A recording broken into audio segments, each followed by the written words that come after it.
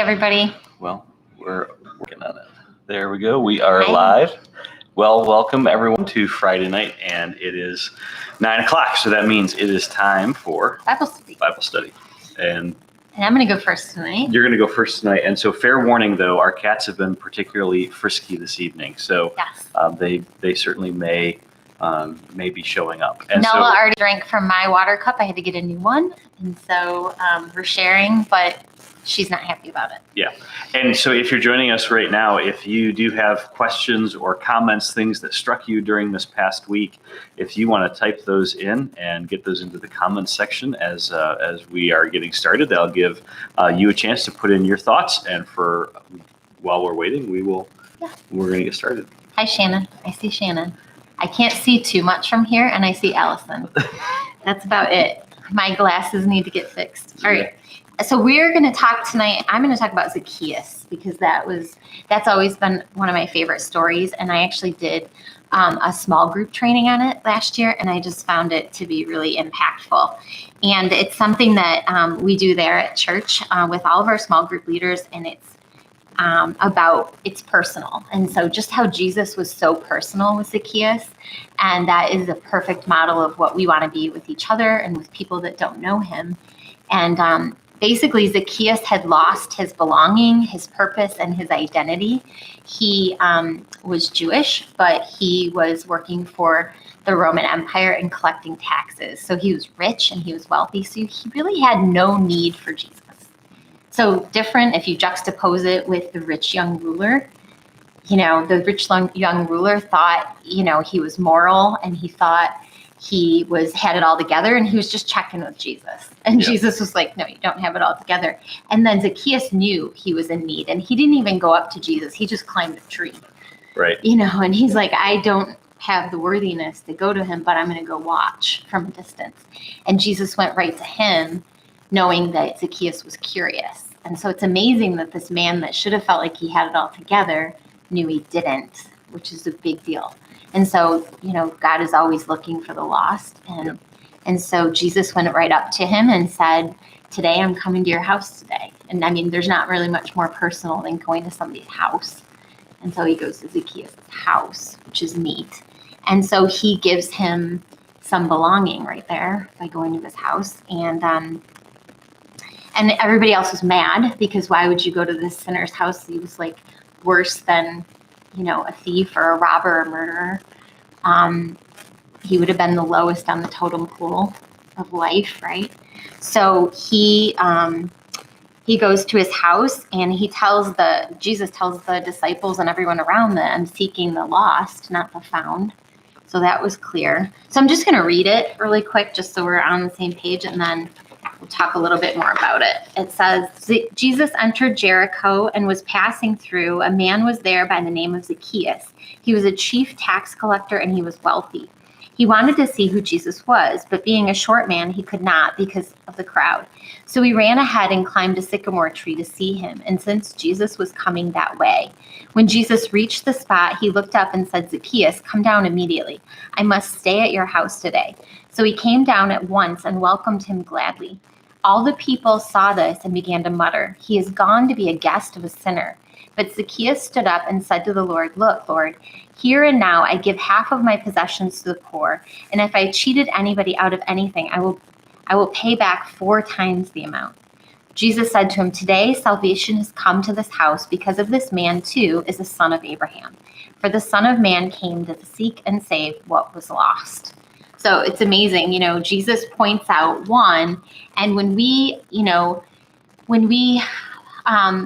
spend time with one, it impacts many. Mm-hmm. And so that would have impacted that whole crowd when they saw that Jesus loved him and cared for him, even though he's a sinner. So I think that's really cool. So you said something at the beginning and I never really thought about the comparison before, but it's an interesting comparison because you talked about the rich young ruler compared to Zacchaeus.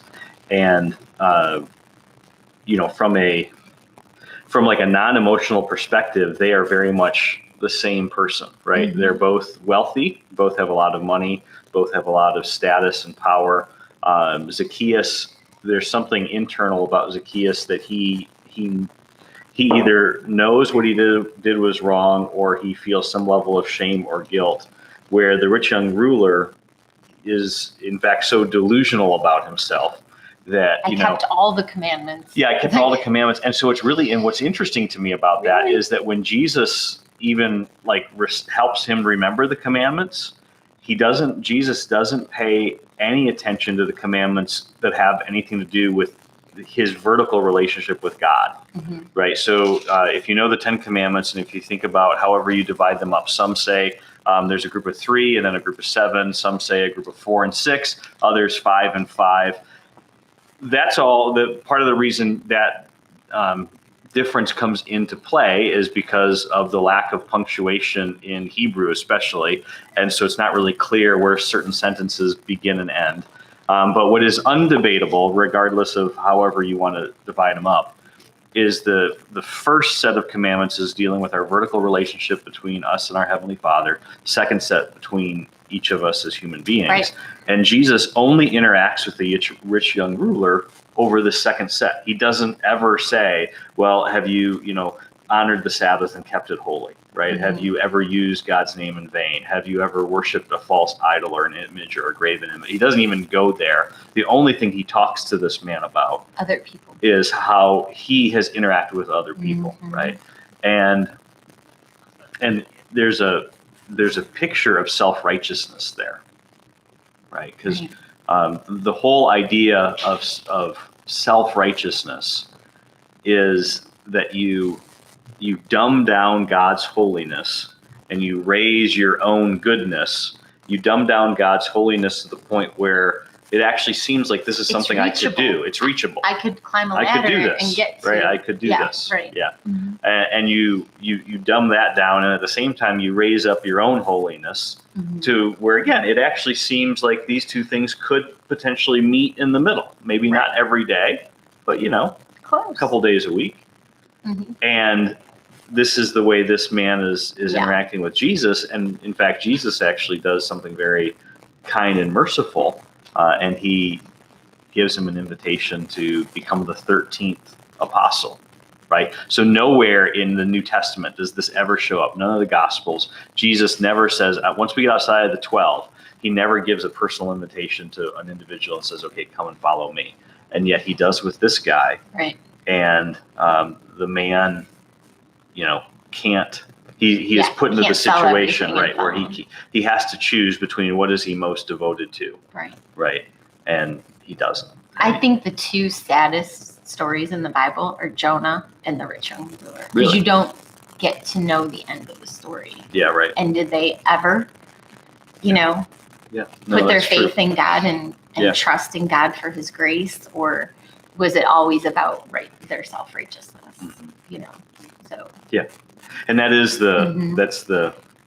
this is the reason why Jesus always, rails against, when he's railing against the Pharisees, the thing he's railing against is their self-righteousness, is they elevate their own holiness, they dumb down God's holiness, and they make it appear that somehow they could actually attain the standard. So this is also why all through the New Testament, the thing that we see Jesus doing, you see this especially in Matthew, like chapter 5, 6, 7, where he's doing the Sermon on the Mount. He says, well, you've heard it said that Moses says this, but I tell you, and he ratchets it up, right?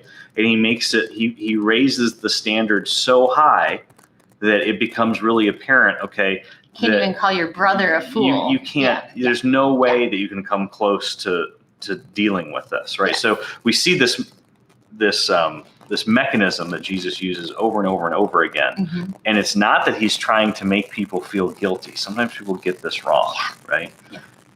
He's not trying to make people feel guilty. What he's trying to expose is this very nasty sin of self-righteousness, which makes you think that I can of myself somehow meet God. So I don't need Jesus. I can actually obtain this perfect law keeping. Right. Yeah. Right. In some crazy world, right? Yeah. And make it attainable and possible. Mm-hmm. And so the one verse I just want to highlight is Luke 9:19. It says, "The Son of Man came to seek and save the lost." And so he said he didn't come to seek, the found, or the people that think they're found. They're not found, but Right. they think they're found. And he said he came to seek the lost. In another verse, it says, all are invited, but few will choose to attend, right? That's Yeah, the so wedding we banquet. came up with this a couple times this Yeah. week, where the wedding banquet comes up, or Mhm. the parable of the vineyard and the tenants, right? And you always say there's it's actually the most generous Yeah. religion, right? Because everybody's invited. That's right. Yeah. Everyone's invited. Everyone gets in the same way, Mhm. right? It's one of the unique things about Christianity is there isn't a class and there isn't a privileged few. Status. Right. Yeah. Mhm. Yeah. Yeah. I was Yeah. actually talking about that with a friend today. We were talking about Islam and we were discussing world religions. And we were talking about just this idea that it isn't a self-righteous, and even Mormonism. We were talking about Mormonism and just all these different religions that you have to work to get your place in God's goodness and his good relationship, and then you go to heaven. And that Christianity is the only one that God had to come to us and save us. Yep. And so, And Jesus tells, we've heard these phrases, right? You hear this all the time, and we bump into this. This isn't new if you've been around church, if you've been around, reading the Bible for any length of time, you bump into this stuff all the time. But Jesus is constantly having to teach, and this is where we even get stuck, in this section of stories that we saw through, the parables. So we're like in the heart of the parables right now between Luke and Matthew. And this is why the vineyard keeps coming up, the wedding feast keeps coming up, and Jesus is drilling into these ideas of grace and mercy. And again, just so that we're all on the same page, grace is this idea of getting what you don't deserve, right? That's what grace is.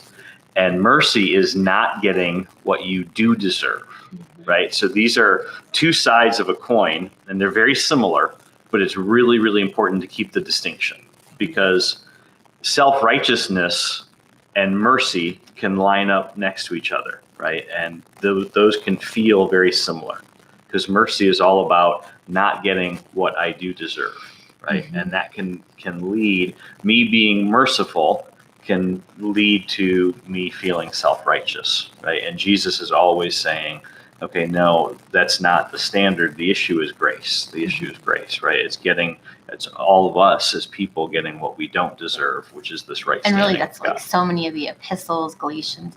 I mean, it's all about don't go back to what you were under that law, but realize how you got into a relationship with God through that gate of grace is the same way you keep a relationship with Jesus. So sometimes we can be Christians and we know that's how we're saved, but we don't realize that's actually how we have a relationship with him too. Yeah. Like every single day we can go to him, to the throne of grace, and be forgiven. So we go and ask for forgiveness, and that can happen in our personal relationships every single day. And it should. Yeah, Yeah. absolutely. Mm-hmm. So one of the things that was interesting to me, this is a comparison. This is in Matthew 21. And you may have read this before, or if not, you heard the story, but this is kind of funny when you look at it. But then I think there's a really important reason why it's in this part of the text. So this is Matthew 21, verse 18. Early in the morning, as Jesus was on his way back to the city, he was hungry. And so seeing a fig tree by the road, he went up to it, found nothing on it except leaves. And then he said to it, the fig tree, "May you never bear fruit again." And immediately the fig tree withered. When the disciples saw this, they were amazed.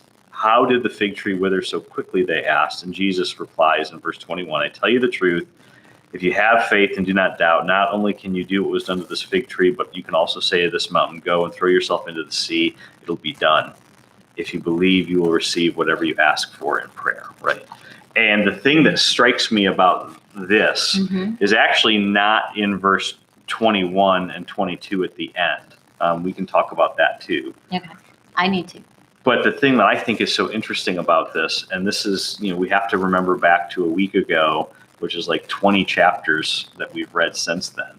And last week we read a parable that Jesus tells about a fig tree, right? And if you remember the parable, there's a farmer and there's a landowner. The landowner says, "Hey, that fig tree, it hasn't produced anything for a couple of years. Go and cut it down." And the gardener comes in and he says, okay, he says, Master, give me one more year. Let me fertilize around it.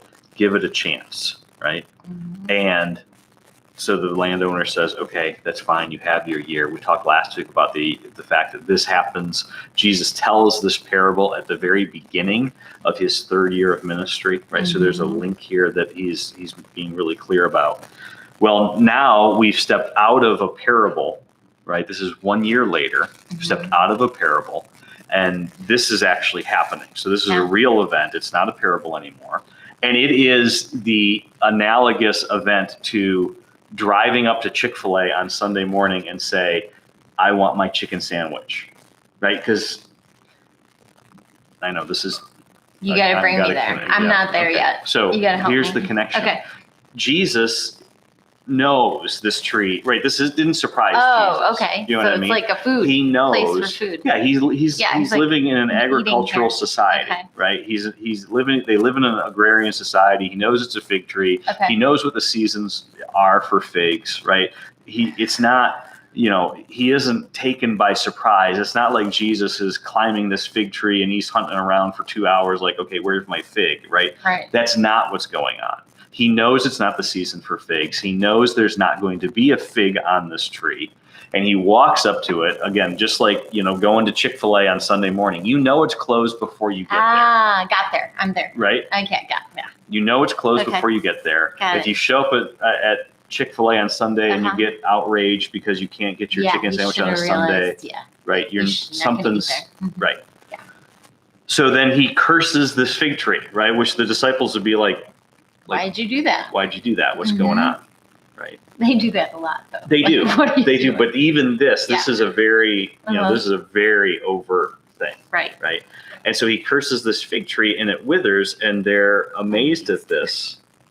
Right. And so this is where, again, through the history, this goes back to, the days of Moses. You go through the Old Testament, the Psalms, the nation of Israel is compared multiple times to a fig tree, Mhm. right? To this lush tree that provides fruit for the people, fruit for the nations, right? Right. And so now what Jesus told about a parable and about asking for more time, Yeah. right? It's happened. The year. The year has passed. There hasn't been any production, right? There is no fruit. Mhm. And so now there is, in real life and in real time, there is this curse, Mhm. right? That's given because the nation of Israel has not done what its intended purpose was, right? And now we need to realize there are some Israelites, even Pharisees, that become believers. Absolutely. So this it's wasn't about, not like it's this whoosh. isn't, Yeah. It's well, like and it's, this is, this is the difference Yeah. too. And this is actually, it's a great point. Mhm. The Old Testament Mhm. is a covenant between God and a nation. Right. Right? The New Testament is a covenant between God and individuals. Mhm.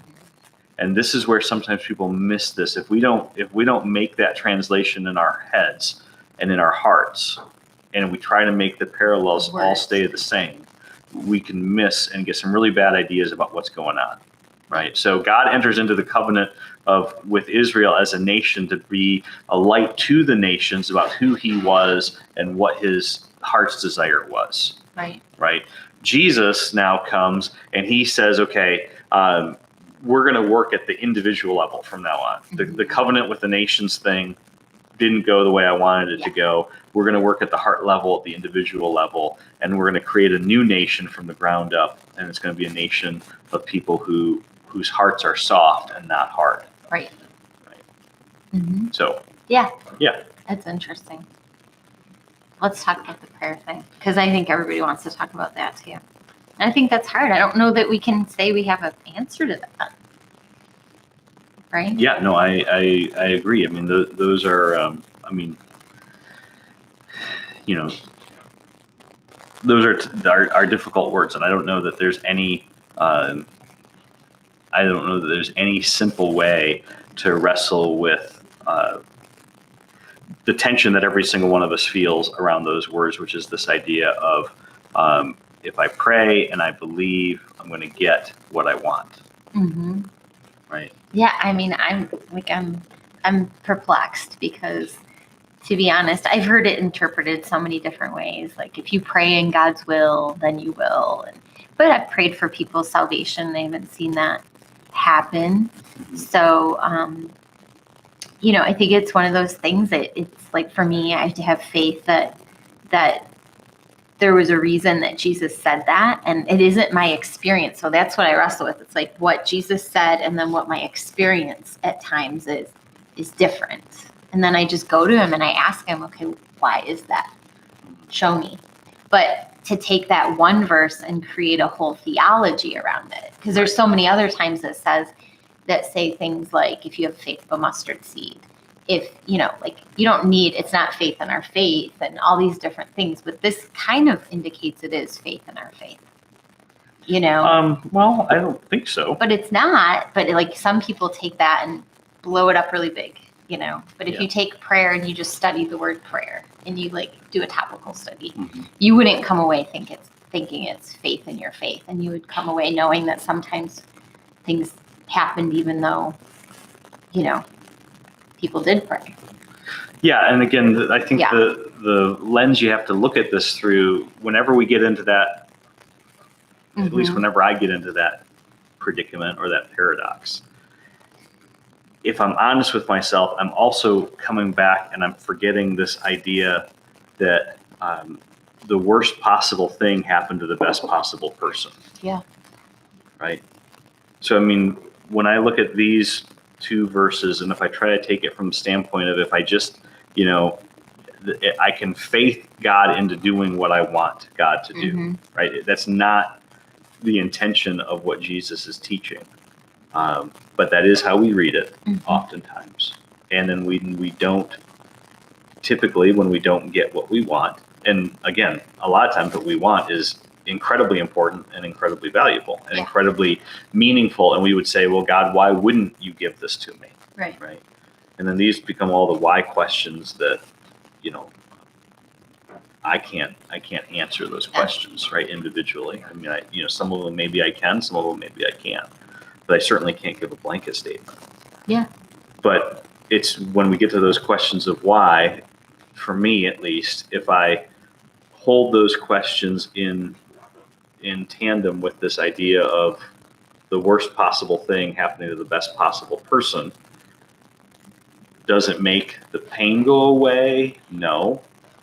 Does it remind me that at some level, okay, God said no to Jesus, and if he's saying no to Jesus, then he can say no to me. And if Jesus can believe that his Heavenly Father who said no to him loves him, then I can also believe that my Heavenly Father who's saying no to me also loves me. Absolutely. And then when you have verses like this that get stuck in your head and the enemy likes to use them against you, you can say, wait, I have to look at all the truth and I have to look at that truth. Yeah. That Jesus obviously died on the cross for us, and there was something that was redeemed, us and everybody was redeemed through that. Right.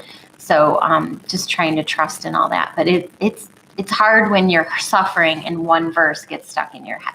Yeah. That's one thing I would say. Like you helped so much when I was sick, but I think there was a time that was really hard for you because I would say things like I would pick out a verse and I would say, okay, what about this? And you would look at me like with such pain in your eyes, like, what in the world? How am I going to talk to you right now? Because I was so just angry.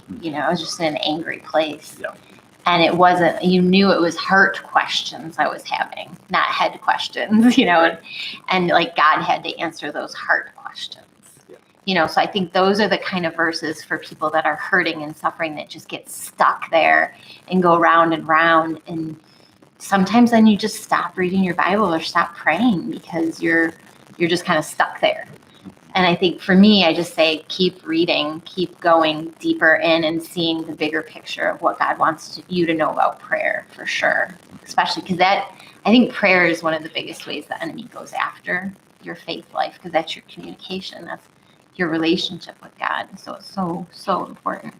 So yeah, I mean, not to go off the fig tree, because I did think that was very interesting, but I thought that was important to say, is that you can take one verse and kind of come away really hurt it. Yeah, and I think when people do that too, the other part about these two verses right here that they miss, and this gets very little airplay, and I think it has to do with the negative interpretation that we just gravitate to that we're talking about. Right. Jesus says, okay, I tell you the truth, not only can you do what I just did, right, which was spectacular and interesting, but he goes on and he says something completely ridiculous. And he says, well, you could also say to this mountain, just go throw yourself in the sea and it'll be done.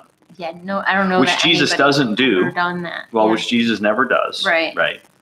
And I think my personal opinion is I think what Jesus is doing here is he's dealing with the disciples seeing this act of power, right, that Jesus displays, and they're marveling in the power.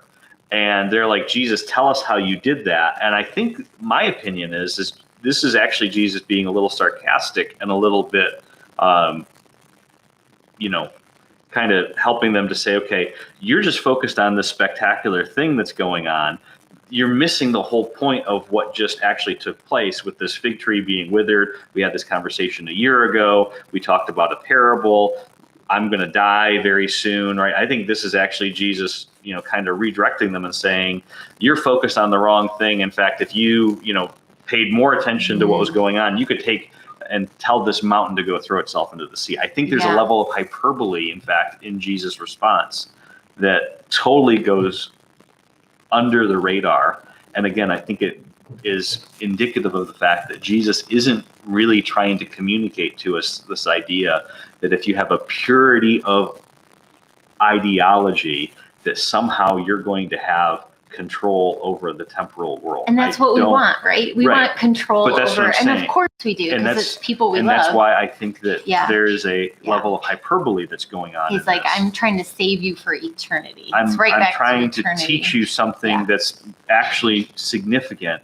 I'm not trying to give you power and give you control over the forces of nature. Right. That's not what I'm trying to do. But it's so hard. We want to be able to. But we go there because that is what we want. Yeah. And reasonably so, because it's people we love. Yeah. So, but for sure the focus is definitely on where he's going, because for sure he's on his way to the cross. Right. And so right from here, he goes right into the temple. Yeah. Right. Okay. Let's look and see if there's questions. I'll let you read it because I cannot read it. Okay. I'll start squinting. Everybody's waving. Yep, lots of waves. Hey, everybody, and it's we're no good. No questions. Okay, awesome. Well, it's been good to be with you tonight. It has. And we look forward to seeing you next week. We hope you have a great weekend and keep reading. Right? If you missed a couple of days, don't worry. Just go back to whatever day you're supposed to be on and just restart from there. Don't feel guilty about that, and absolutely, and just keep going. Yeah, and we understand that you're getting the same story from because it's the Synoptic Gospels too, and John. So you're hearing it a few times, and just hang in there. We're gonna get into the epistles too. I enjoy it, but I will tell you, it won't be as much of the same thing. If you're feeling like, this is pretty much the last week when this is going to happen, right? And once we get on, actually the end of next week, I think around day 40, 42, we're going to get out of the Gospels, and then we're kind of off to the races, because we're going to be going through 2 to 3 chapters of Acts a day, which is going to be exciting, but also it's a lot of information to keep up, because Acts spans about 50 years of time. So we would love feedback from you guys. How are you doing? How are you finding this? Is it too much? Is it too, it's definitely not too little. We know that. But how has it been going for you? And we'd like to hear about that. That's right. And if there's things that we can do that make your reading or a time together on Friday nights better or more helpful, just let us know. We'd love to help. Absolutely. There is a podcast too, if you haven't stumbled upon it, and we should share that. It's the Bible Recap Podcast, and you can find that on your phone if you have a podcast app, but I'm sure most of you do. That's the reading plan that we're doing. Yep. Yeah, and there's the reading plan, but there's also Tara Lee Cobble will talk about it. So if you feel like you want a little support through the week and you have extra time, you can listen to that too. Sure. Yep. And I think that might be helpful for some of you. All right. Absolutely. Okay, have Have a a good great one. night. We'll see you next Friday. Take care. Bye.